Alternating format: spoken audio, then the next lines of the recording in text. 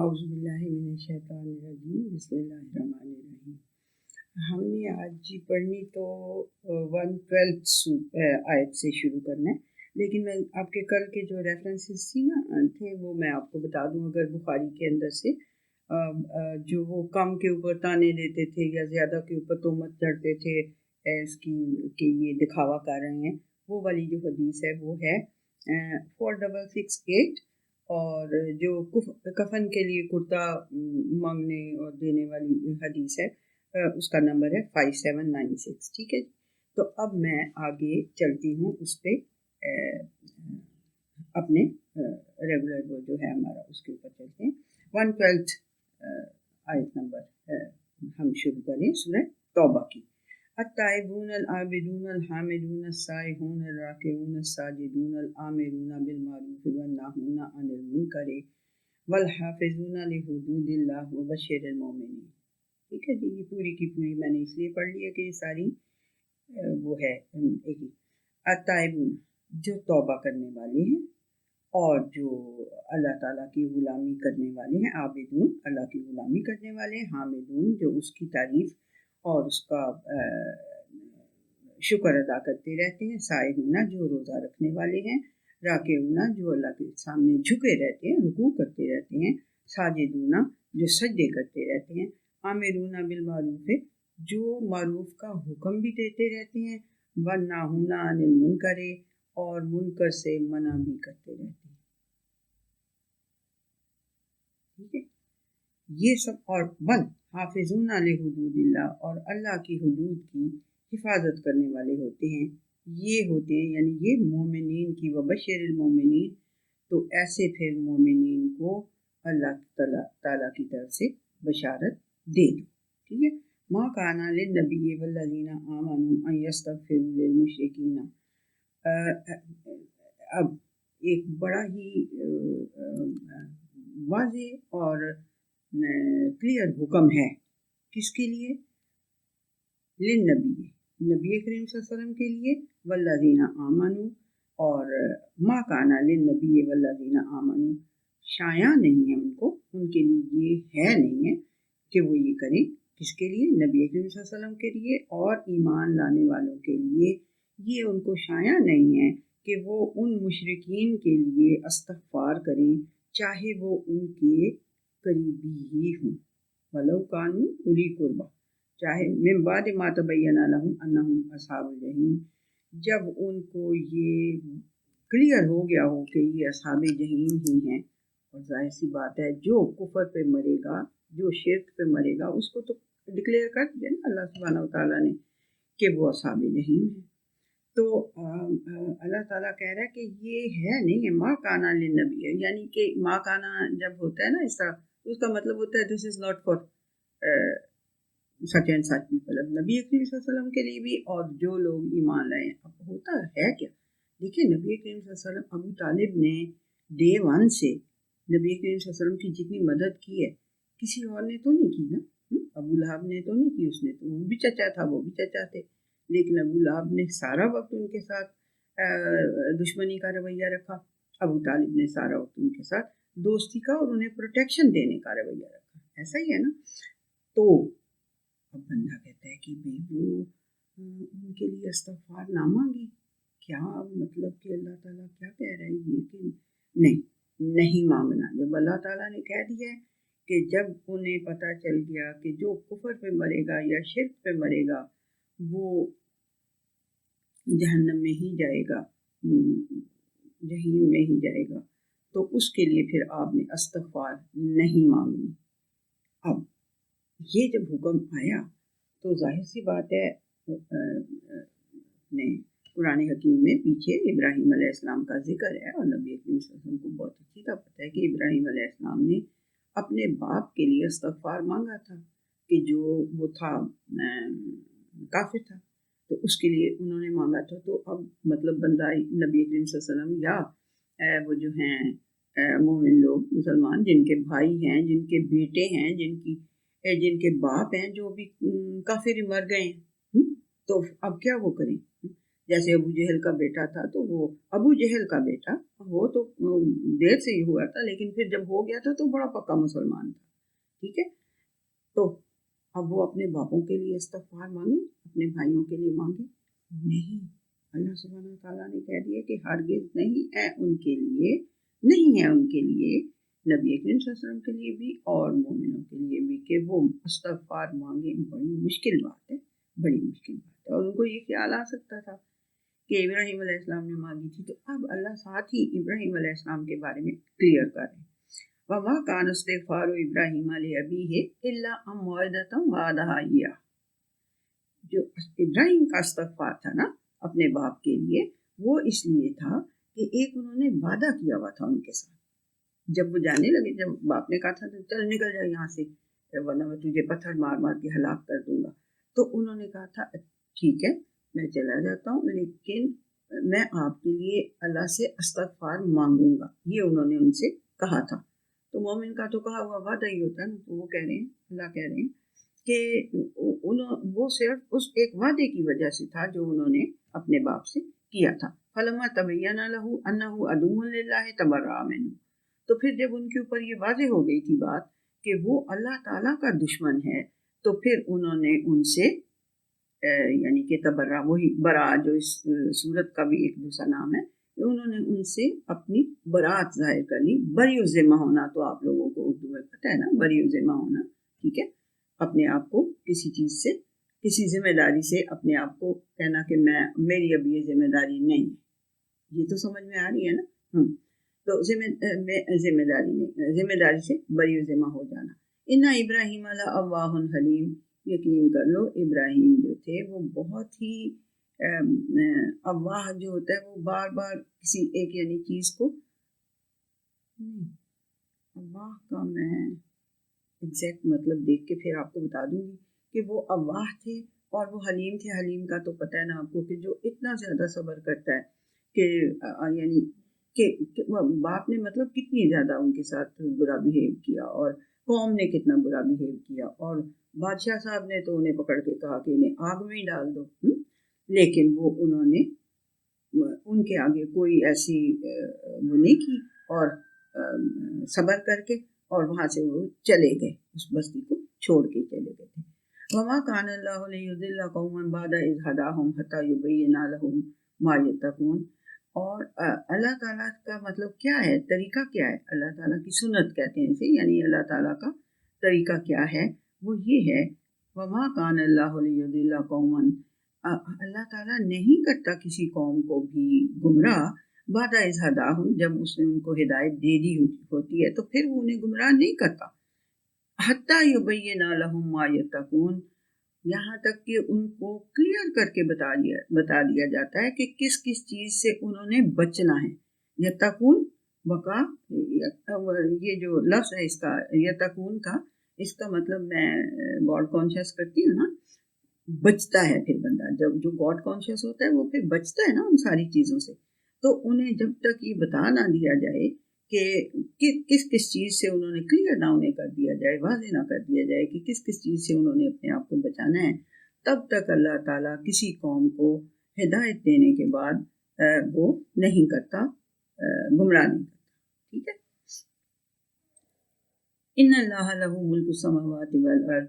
یقین کر لو کہ اللہ ہی کے لیے ہے آسمانوں اور زمین کی ساری ڈومین، بادشاہی. یحیی و یمیت، وہی زندہ کرتا ہے اور وہی موت لیتا ہے. وما لکم من دون اللہ من ولی ولا نصیر.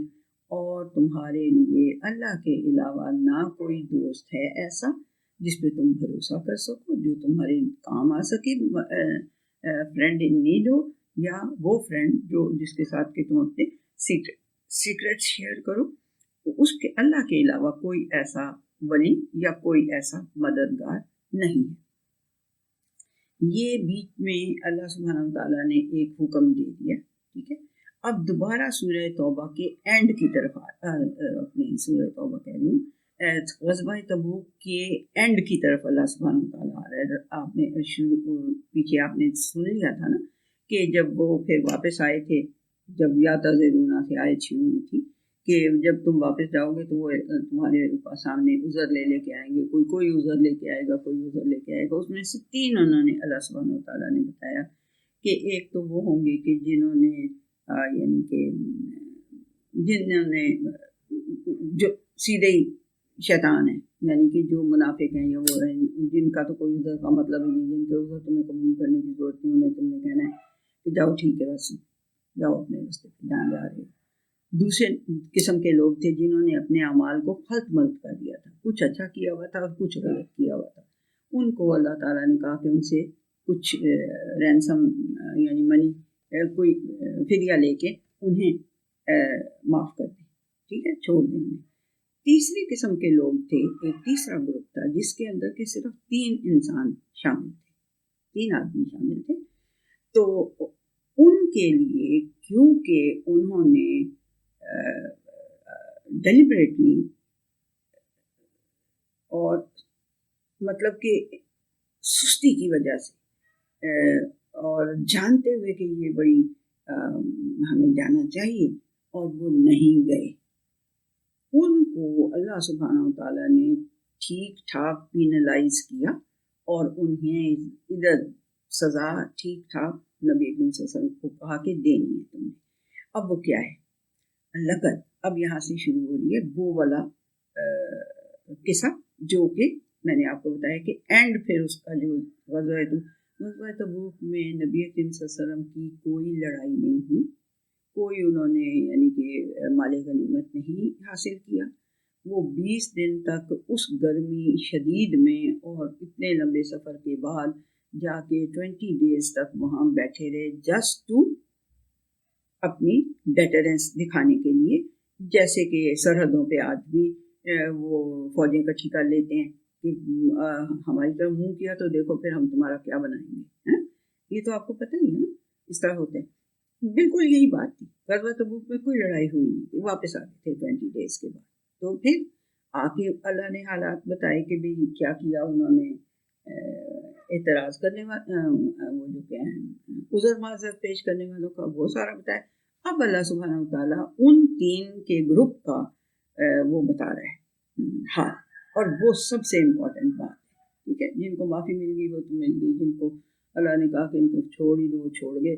جو یہ 3 تھے ان کا معاملہ اللہ تعالیٰ نے ٹھیک ٹھاک ان کو پینلائز کیا۔ اچھا وہ کیا ہے؟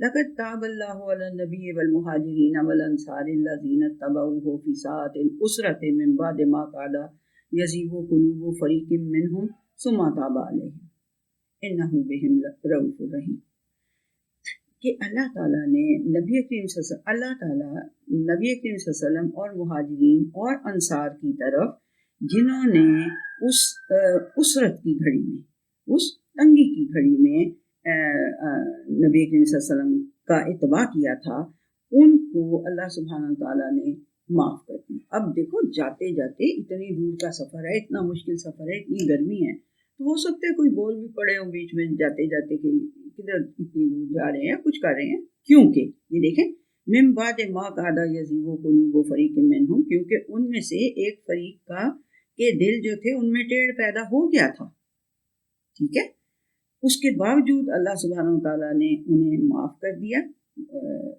تابہ ان کی طرف اللہ تعالیٰ لوٹ کر آ گیا ہے، ثم تاب علیہم، پھر انہوں نے منہم جو ان میں سے فریق ایک تھا، پھر ثم تاب علیہم، پھر اللہ سبحانہ وتعالیٰ ان کی طرف لوٹ کے آ گیا، انہ بہم رؤوف الرحیم، یقیناً وہ رؤوف بھی ہے اور رحیم بھی ہے۔ رؤوف کے اندر وہ والی رافت ہوتی ہے جیسے ایک پرندہ جو ہے اپنے بچوں کو اپنے ایسے بلاتا ہے کسی ڈینجر کے ٹائم پہ اور اپنے پر ایسے اوپر کر دیتا ہے، وہ جب بچے نیچے آ جاتے ہیں تو پر اپنے ان کے اوپر جھکا دیتا ہے۔ یہ جو جذبہ ہے نا، یہ جو انسٹنکٹ ہے، اس کو کہتے ہیں رافت، اور رؤوف اسی سے ہے، ٹھیک ہے، رؤوف اس کا سپرلیٹو ڈگری ہے کہ وہ اتنا رؤوف ہے اللہ سبحانہ وتعالیٰ، ٹھیک ہے، اور رحیم ہے، رحیم تو آپ کو پتہ چل گیا۔ اب یہ تو کہہ دیا کہ جب جا رہے تھے، جب تمہیں فالو کر رہے تھے وہ، ان کے اندر سے اگر ایک فریق کے دلوں میں کوئی ٹیڑھ پیدا ہو بھی گیا تھا نا، تو اللہ تعالیٰ نے انہیں معاف کر دیا، ٹھیک ہے، کیونکہ اٹ واز ریئلی مطلب بڑی مشکل وہ حالات میں جا رہے تھے اور بڑی دور سفر تھا، سفاریاں نہیں تھی اور اسرت تھی، تنگی والا سفر تھا بہت زیادہ، کھانا پینا بھی پوری طرح سے نہیں تھا. ٹھیک ہے. اب اللہ سبحانہ تعالیٰ اب ان تین کے لیے کہہ رہے ہیں وَعَلَى الثَّلَاثَةِ الَّذِينَ خُلِفُوا، اور جو وہ تین تھے جو پیچھے رہ گئے تھے، ٹھیک ہے، ان کے اوپر کیا کیا پھر اللہ سبحانہ تعالیٰ نے، یعنی اس حد تک ان کے ساتھ انہیں پینلائز کیا اور انہیں سزا دی. وہ میں ابھی آپ کو بعد میں ایکسپلین کرتی ہوں کہ کیا سزا دی تھی. وَعَلَى الثَّلَاثَةِ الَّذِينَ خُلِفُوا، اور وہ جو تین جو پیچھے رہ گئے تھے ان کے ساتھ کیا ہوا، حَتَّى إِذَا ضَاقَتْ عَلَيْهِمُ الْأَرْضُ بِمَا رَحُبَتْ وَضَاقَتْ عَلَيْهِمْ أَنفُسُهُمْ وَظَنُّوا أَن لَّا مَلْجَأَ مِنَ اللَّهِ إِلَّا إِلَيْهِ. بہت ہی خوبصورت یہ بیان بھی ہے اور بہت ہی یعنی لٹری لحاظ سے بھی آپ اگر دیکھیں تو بہت ہی اس کے اندر ڈیپتھ بھی ہے. تو ان کو کیا ہوا کہ یہاں تک کہ زمین ان کے اوپر باوجود اپنی فراخی کے تنگ ہو گئی. کتنا پیارا محاورہ ہے نا یہ عربک میں بھی، کہ زمین باوجود اپنی فراخی کے ان پہ تنگ ہو گئی اور ان کی جانیں بھی ان کے اوپر دوبھر ہو گئیں، یعنی ان کو اپنی جانیں بھی تنگ، اپنی جانوں سے بھی وہ عاجز آ گئے، تنگ ہو گئے. وَظَنُّوا، اور انہوں نے سمجھ لیا اچھی طرح سے کہ ان لا ملجا من اللہ الا الیہ، کہ لوٹنے کے لیے جگہ ہمارے پاس اور کوئی نہیں ہے سوائے اللہ کے، سوائے اسی کی طرف لوٹنے کے ہمارے پاس کوئی جگہ نہیں ہے. اتنے ان کے دل تنگ ہو گئے اور اتنی ان کے اوپر زمین باوجود فراخی کے تنگ ہو گئی. ٹھیک ہے. ثم تاب علیہم لیتوبوا، پھر اللہ سبحانہ وتعالیٰ نے ان کی طرف توجہ کی تاکہ وہ توبہ کریں اور ان کو وہ معاف کر دے.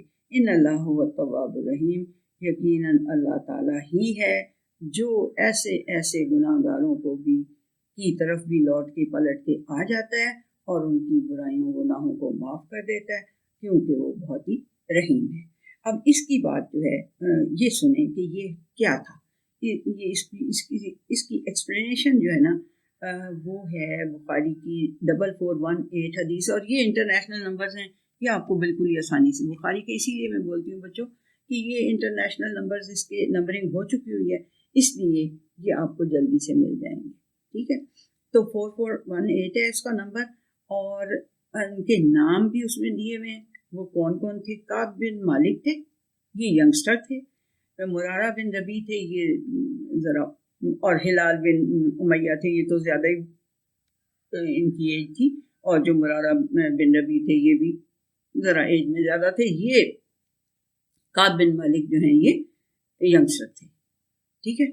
ان کو اللہ سبحانہ وتعالیٰ نے یعنی نبی کریم صلی اللہ علیہ وسلم نے ان کا سوشل بائیکاٹ کرنے کا حکم دیا، سوشل بائیکاٹ کرنے کا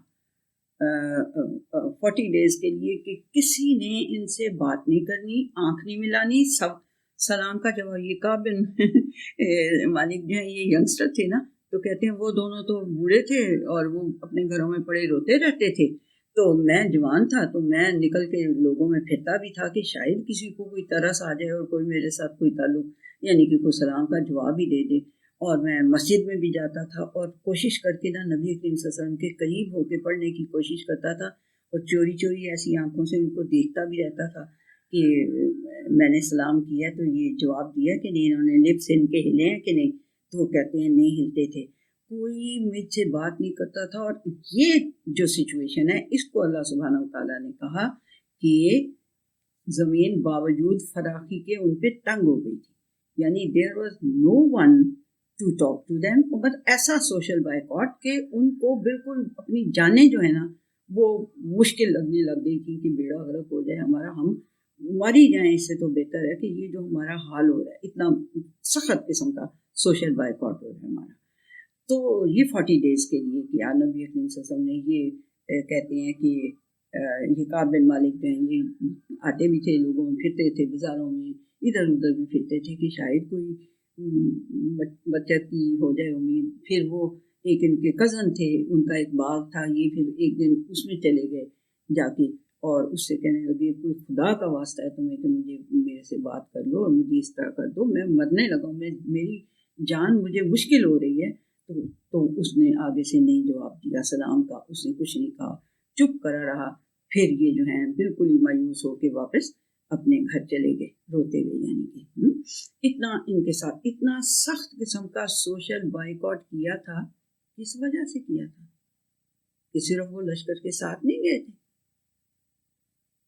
لشکر کے ساتھ تو اور بھی بہت سارے نہیں گئے تھے. نہیں، انہوں نے جب اب یہ آگے سنیں گے نا یہ پوری حدیث، یہ کائنڈلی اس کو پڑھیں، بہت آپ کو انٹرسٹنگ لگے گی، بہت آپ کو اچھا لگے گا. میں یہاں اتنا زیادہ لمبا تو نہیں آپ کو بتاؤں گی نا، میں تو مختصر کر کے بتاؤں گی، لیکن you love it, love to read it.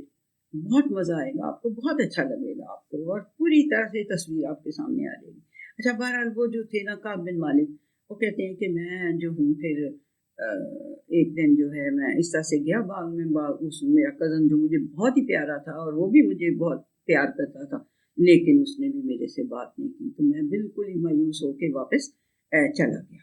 تو اب کیا ہوا کہ جب 40 days گزر گئے تو نبی کریم صلی اللہ علیہ وسلم نے ایک اور آرڈر پاس کیا.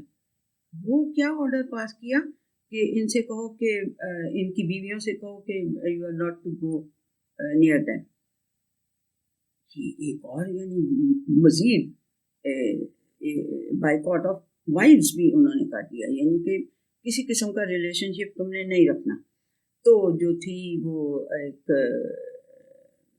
پتہ نہیں ان کی ہلال بن امیہ، یہ زیادہ ہی بوڑھے تھے، تو ان کی جو بیوی ہے وہ نبی کریم صلی اللہ علیہ وسلم کے پاس گئیں اور انہوں نے کہا کہ سر جی وہ تو رو رو کے اس نے اپنا برا حال کر لیا، پہلے ہی اس کو کوئی اس قسم کی مطلب وائف کی کوئی وہ نہیں ہوتی تھی ضرورت، تو اب تو اور وہ بوڑھا بھی اور اس کے پاس کوئی ملازم بھی نہیں ہے ہمارے پاس، تو میں رہ جاتی ہوں یہیں پہ. میں وہ پہلے ہی نہیں، اسے he doesn't need a woman, تو اس لیے مجھے آپ پرمیشن دے دیں کہ میں اس کی خدمت کرتی ہوں. کھانا شانا تو دوں، بیچارے کو رو رو کے مرنے لگے. تو نبی کریم صلی اللہ علیہ وسلم نے کہا اچھا ٹھیک ہے، but you are not to go near ہم. انہوں نے کہا نہیں، ہرگز نہیں، یہ تو ہے ہی نہیں کوئی تعلق شلق رکھنے والا معاملہ. اچھا، وہ چلے گئے.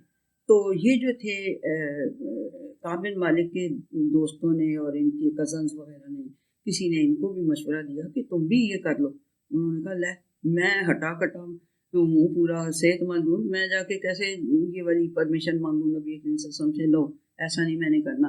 تو اپنی بیوی کو کہا کہ تم یہاں سے ہاں پہلے پوچھا کہ کیا کریں، میں کیا طلاق دے دوں اس کو، بیوی کو؟ تو انہوں نے کہا نہیں، طلاق نہیں دو، but you are not to keep your relations with ہر.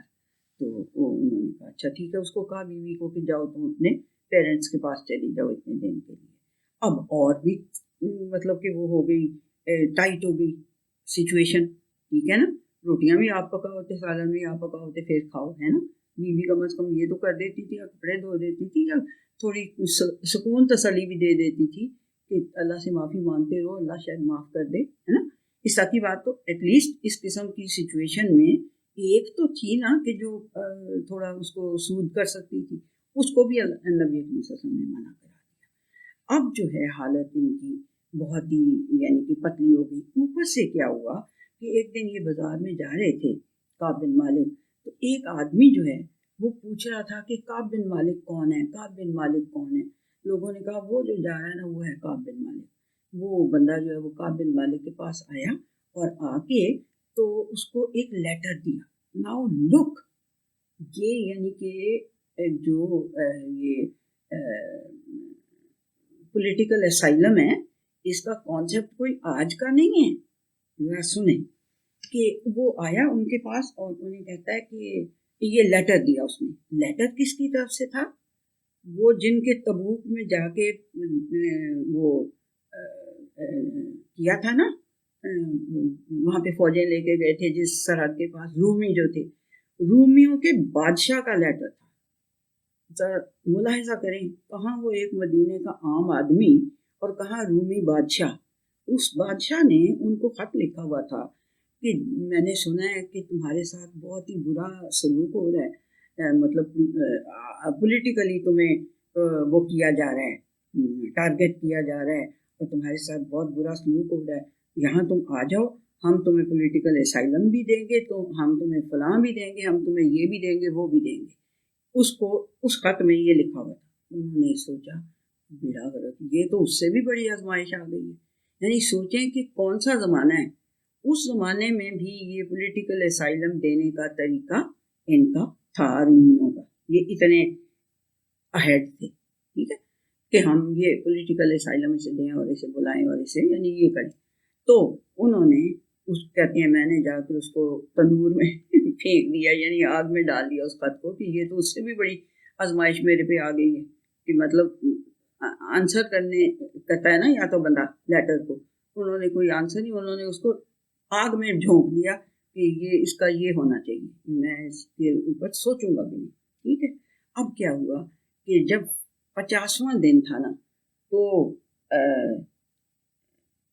تب یہ آیت اتری، یہ کیا ہے جو انہوں نے ثم تاب علیہم لیتوبوا ان اللہ هو التواب الرحیم، یعنی یہ ان کو معاف و علی ثلاثۃ ہے نا شروع ہوتی، جو کہ ان 3 کا جو معاملہ جو پیچھے رہ گئے تھے انہیں اب کافی سزا مل چکی ہے، ان کو اب اللہ تعالیٰ نے معاف کر دیا۔ تو وہ کعب بن مالک کہتے ہیں کہ میں بالکل ہی مایوس تھا، اب میں نے مسجد میں بھی کبھی نہیں مطلب جاتا تھا کہ کوئی منہ تو لگاتا نہیں مجھے، نہ نبی کریم صلی اللہ علیہ وسلم میری طرف دیکھتے ہیں، نہ میرے اسلام کا جواب دیتے ہیں، اور یہ میرا یہ حال ہو رہا ہے۔ تو مطلب کہ اب میں نے نہ فجر کی نماز میں نے اپنے گھر میں ہی چھت کے اوپر میں پڑھ رہا تھا، جب میں پڑھ چکا اور میں بڑا مطلب اللہ سے دعائیں بھی کر رہا تھا اور مجھے معاف کر دے فلانا، تو ایک مجھے زوردار آواز آئی کہ یہ والی آیت پڑھی گئی کہ ان 3 کو اللہ نے معاف کر دیا، اور ایک وہ جو ہے بندہ وہ بھاگتا، تو کہتے ہیں میں نے سنا جب تو میں اسی وقت سجدے میں پڑ گیا اور میں اس سے وہ کرنے لگ گیا کہ چلو شکر ہے کہ معافی مل گئی ہے۔ اور پھر اس کے بعد میں نے ایک بندہ آیا گھوڑ سوار جو مجھے خوشخبری دینے آیا کہ کعب تمہیں معافی مل گئی ہے، تو میں کہتے ہیں میں نے کہا کہ چلو میں اچھے سے یعنی کپڑے اپنے اچھے سے پہن کے اور میں جاتا ہوں نبی کریم صلی اللہ علیہ وسلم کے پاس، تو کہتے ہیں میرے پاس کپڑے ہی نہیں تھے، تو کوئی ایک تو پھر میں نے کسی سے مانگ کے تو ایک اچھا سے کپڑے پہنے اور پہن کے میں نبی کریم صلی اللہ علیہ وسلم کی خدمت میں گیا، اور میں نے ان سے پوچھا کہ یا رسول اللہ صلی اللہ علیہ وسلم یہ آپ کی طرف سے معافی ملی ہے یا اللہ کی طرف سے معافی ملی؟ اس کی ایک ایک بات کو ذرا غور سے سنتے جائیں، ٹھیک ہے۔ تو انہوں نے کہا نہیں یہ اللہ تعالیٰ کی طرف سے معافی ملی ہے۔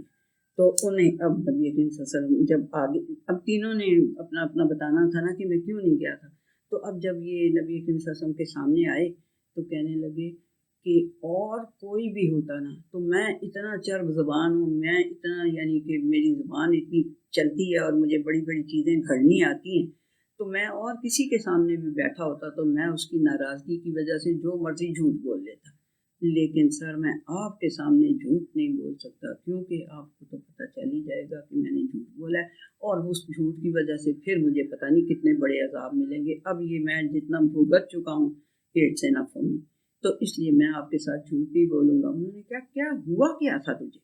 مطلب کعب بن مالک بہت اچھے صحابی کاؤنٹ کیے جاتے تھے، وہاں لوگوں نے نبی کریم صلی اللہ علیہ وسلم کے سامنے ان کی شکایتیں بھی لگائیں، لیکن انہوں نے پوچھا تمہیں مسئلہ کیا ہوا تھا؟ تم نے کوئی سواری نہیں تھی تمہیں ملی، جانور نہیں تھا کوئی خریدا تم نے؟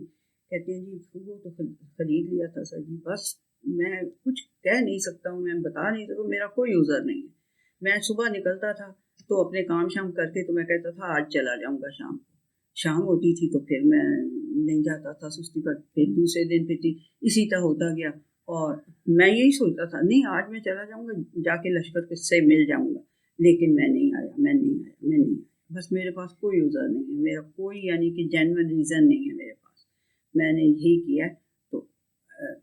تو نبی کریم صلی اللہ علیہ وسلم جو ہے وہ پہلے تو تھوڑا سا غصے والی مسکراہٹ جو ہوتی ہے اس طرح کا پہلے مسکرائے تھے، پھر انہوں نے کہا کہ اب اللہ تعالیٰ نے تمہیں معاف کر دیا ہے اور یہ آیتیں ہیں، اور تو پھر انہوں نے کعب بن مالک نے کہا کہ سب میرے پاس میں اس معافی کی خوشی میں اپنی ساری جتنی میری دولت ہے، ان کے بادشاہ تھے بہت ٹھیک ٹھاک تھے، تو میں ساری اپنی دولت جو ہے نا وہ اللہ کی راہ میں دینا چاہتا ہوں اس کی خوشی میں۔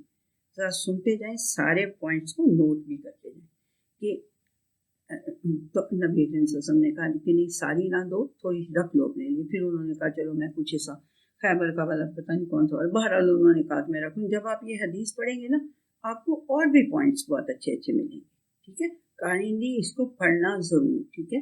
اور آپ جو ہیں وہ اپنے بچوں سے کہیں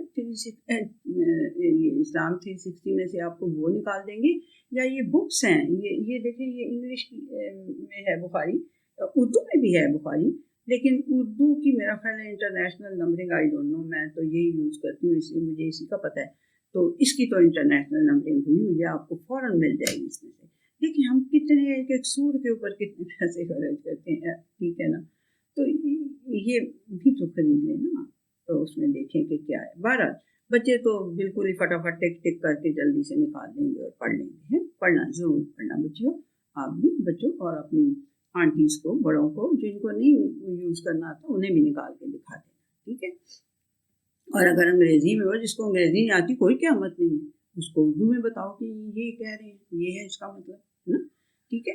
اچھا جی, اب کیا ہوا کہ یہ ساری بات ہوگی, تو انہوں نے اب اس میں بتائیں مجھے کہ ایک چھوٹی سی غلطی, یعنی جس کو ہم چھوٹی سی غلطی کہتے ہیں, اور بھی 80 لوگ تھے جو پیچھے نہیں گئے تھے, جو پیچھے رہ گئے تھے. یہ کہتے ہیں کہ میں جب باہر نکلتا تو میں اتنا شرمندہ ہوتا کہ سوائے جو کمزور ضعیف جن کو اللہ نے ایگزیمپٹ کیا ہوا ہے, ان لوگوں کے سوا یا منافقوں کے سوا مجھے کوئی مدینے میں نظر نہیں آتا. تو میں دکھی ہو جاتا, بہت میں دکھی ہوتا کہ میں نے کیا کیا ہے یہ. اب تو جب کچھ دن گزر گئے تو بندہ کہتا ہے اب تو واپس آنے ہی والے ہوں گے. اب میں نے جا کے کیا کرا, یعنی سستی, جس نے سستی اور کاہلی, یہ اتنی بری چیزیں ہیں بچوں. خاص طور پہ میں آپ لوگوں کو کہہ رہی ہوں کہ آپ لوگ ڈیلے کرتے ہیں, پوسٹ پون کرتے ہیں چیزوں کو, ڈیلے کرتے ہیں. پوسٹ پون بھی جب آپ کو ڈیڈ لائنس بھی نہیں ہوتی ہیں تو پوسٹ پون تو نہیں کر سکتے, لیکن ڈیلے کرتے جاتے ہیں, ڈیلے کرتے جاتے ہیں. یہ جو عادت ہے نا, اس کی اتنی بڑی سزا ملی ہوئی ہے انہیں, اس ڈیلیئنگ ٹیکٹکس کی اتنی بڑی اللہ نے سزا دی ان کو کہ ان کو 50 دن کا بائیکاٹ. اور آج کل, اور انہوں نے کتنی چھوٹی سی غلطی ہے, کوئی بہت بڑی غلطی نہیں ہے, لیکن اللہ تعالیٰ نے سکھانا یہ تھا کہ یہ تم نے سمجھا کیا ہے, تم نے کیا سمجھ لیا کہ مکہ فتح ہو گیا اور تمہارے دماغوں کو خمار چڑھ گئے.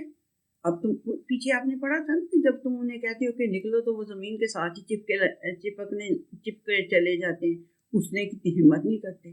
وہ اس لیے کہ بہرحال نشہ تو ہوتا ہے نا, اور مکہ فتح ہونے کا نشہ کیا پتا دماغوں میں زیادہ ہی چڑھ گیا ہو.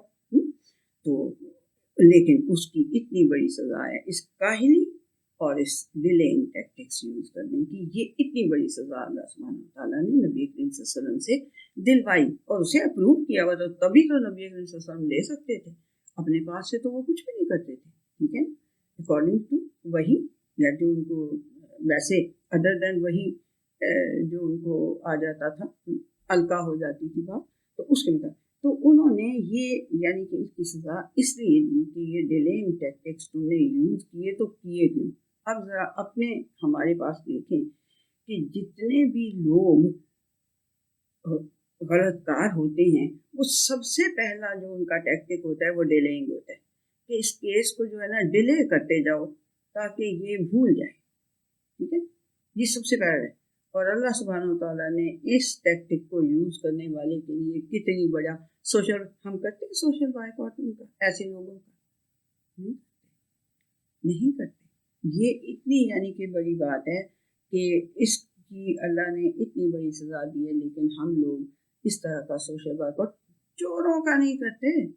یہ جو اپنے حکومتوں کے اندر ہوتے ہیں لوگ, اور وہ کھا جاتے ہیں اور پی جاتے ہیں اور بھاگ جاتے ہیں, تو ان کا بھی نہیں ہم کرتے سوشل بائیکاٹ, تو ہم کرتے نہیں. ہم لوگوں کے اندر وہ سینس ہی نہیں رہ گئی.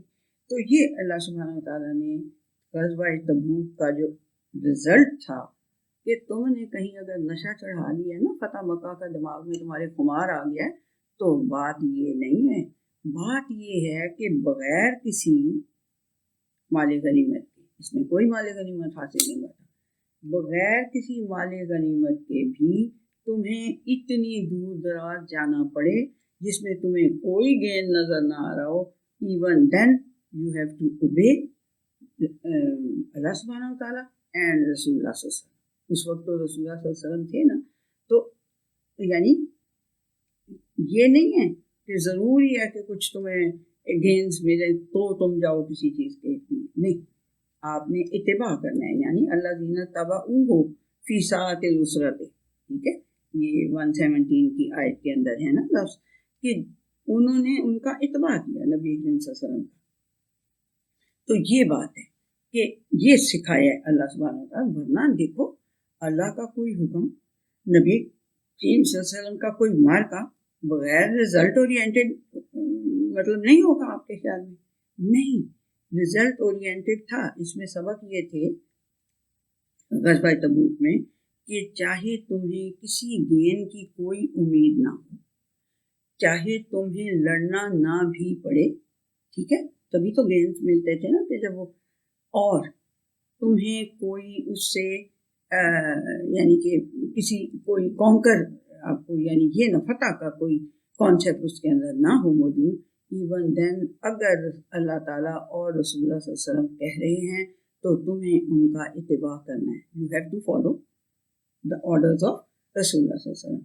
اور جو نہیں کرے گا، جو ڈیفائی کرے گا ڈیلنگ ٹیکٹکس کی وجہ سے یا اپنی کسی سستی کاہلی کی وجہ سے، اس کو پھر کیا سزا ملے گی؟ اتنی بڑی سوشل بائیکاٹ کی سزا ملے گی. ٹھیک ہے، یہ اس کے ریزلٹس تھے غزوہ تبوک. ورنہ اتنی دور جا کے 20 دن وہاں خجل خوار ہو کے اور واپس آ جائیں تو یہ تو کوئی تک نہیں نا بنتا نا. لیکن یہ اس کے اندر اس کے ریزلٹس تھے. یا ایھا الذین آمنوا اتقوا اللہ وکونوا مع الصادقین، اے ایمان کے دعوے دارو، اللہ تعالیٰ کا تقوی اختیار کرو اور سچے لوگوں کے ساتھ رہو، سچے لوگوں کا ساتھ دو. ما کان لأہل المدینہ ومن حولهم من الأعراب ان يتخلفوا عن رسول اللہ ولا يرغبوا بأنفسهم عن نفسه. ہرگز نہیں یہ اہل مدینہ کے لیے یہ بات ان کے لیے شایع ان کے نہیں تھی، یا ان کو یہ نہیں کرنی چاہیے تھی. اور جو مدینہ کے ارد گرد اعراب رہتے ہیں انہیں ہرگز یہ نہیں کرنا چاہیے تھا، ان کو یہ بات بنتی نہیں ہے کہ وہ رسول اللہ صلی اللہ علیہ وسلم سے پیچھے رہ جائیں. جو کام رسول اللہ صلی اللہ علیہ وسلم کر رہے ہیں اس سے وہ پیچھے رہ جائیں، یہ ان کو کے لیے یہ زیبا نہیں ہے، انہیں کرنی نہیں چاہیے تھی. بھلا یرغبوا بانفسہم عن نفسہ، اور اپنے نفسوں کو ان کی جان سے زیادہ پریفرنس دے. یعنی جو نہیں گئے تھے وہ اسی لیے نا کہ تاناسانی، مطلب کہ سستی تو ایک چیز ہوتی ہے نا، ایک ہوتا ہے کہ اپنا آرام جو ہے اس کو سیکریفائز نہیں کر سکتے.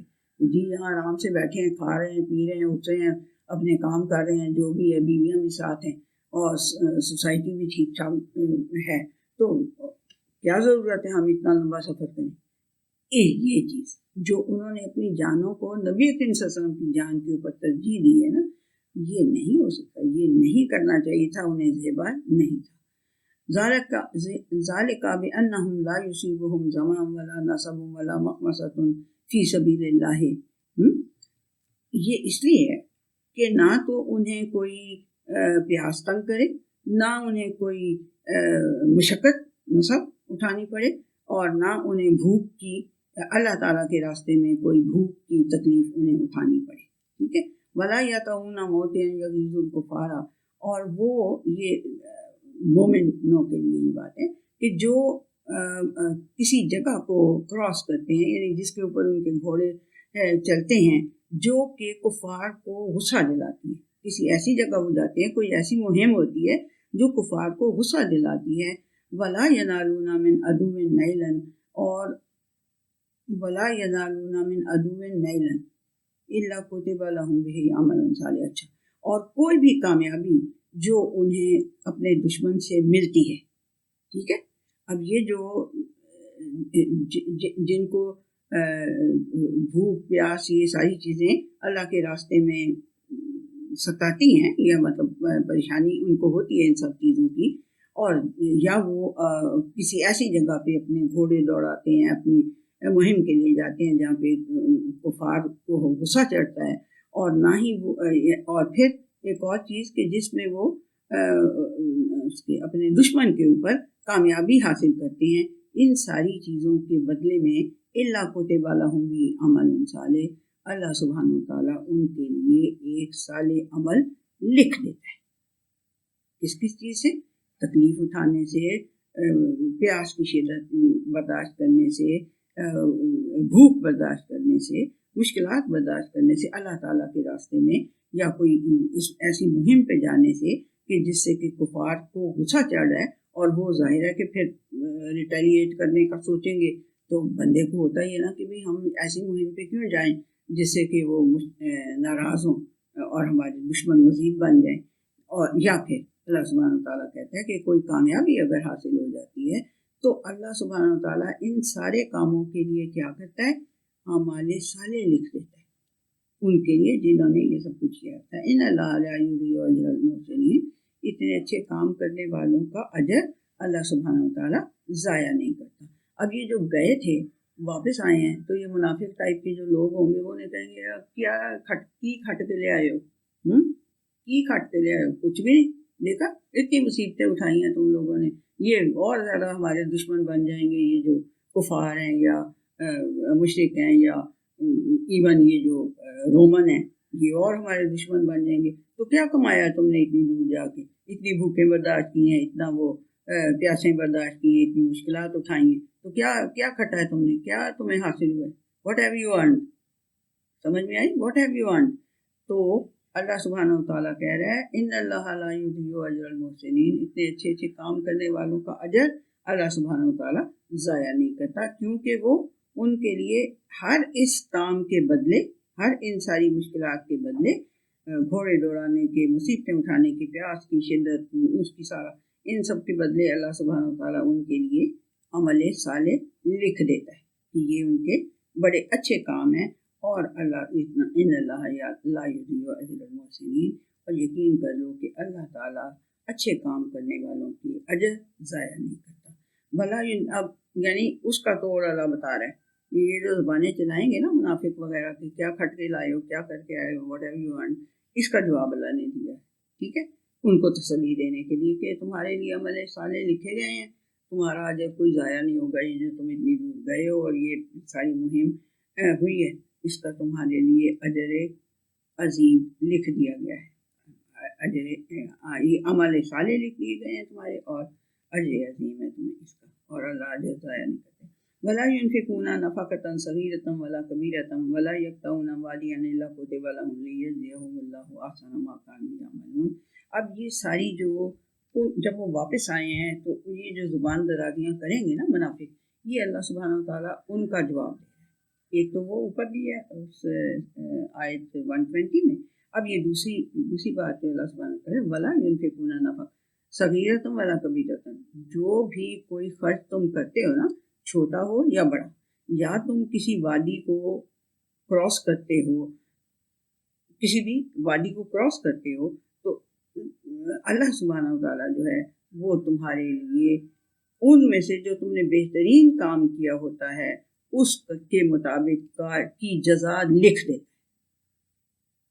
اتنی پیاری تسلی ہے نا ان کو کہ جو تم نے بہترین ان کاموں میں سے کام کیا ہوگا نا، کہ تم نے اگر خرچ کیا ہوگا، چھوٹا ہوگا یا بڑا ہوگا، یا تم نے کوئی وادی کراس کی ہوگی یعنی کہ اپنے گھوڑے دوڑاتے ہوئے اس کی طرف جاتے ہوئے، تو تمہارے لیے اللہ سبحانہ وتعالیٰ نے ان اعمال میں سے جو تمہارا بہترین عمل ہوگا نا اس کے مطابق تمہاری جزا اللہ نے لکھ دی ہوئی ہے. ٹھیک ہے. وَمَا كَانَ الْمُؤْمِنُونَ لِيَنْفِرُوا كَافَّةً فلولا نفر من كل فرقة منهم طائفة ليتفقهوا في الدين ولينذروا قومهم إذا رجعوا إليهم لعلهم يحذرون. اور تو کیوں نہیں مومنوں میں سے ایسے مومن جو مطلب دعوے بھی کر رہے تھے کہ ہم مومن ہیں، تو انہوں نے کیوں نہیں چلیں یہ ہم ابھی نیکسٹ اس میں کر لیں گے. یہ 44 منٹس کا ہو گیا ہے، تو پھر زیادہ ہو جائے تو پھر اس کا افیکٹ جو ہے وہ کم ہوتا ہے. ہم پھر نیکسٹ اس میں یہ دوسرا کر دیں گے اگلی آیت. ٹھیک ہے. اللہ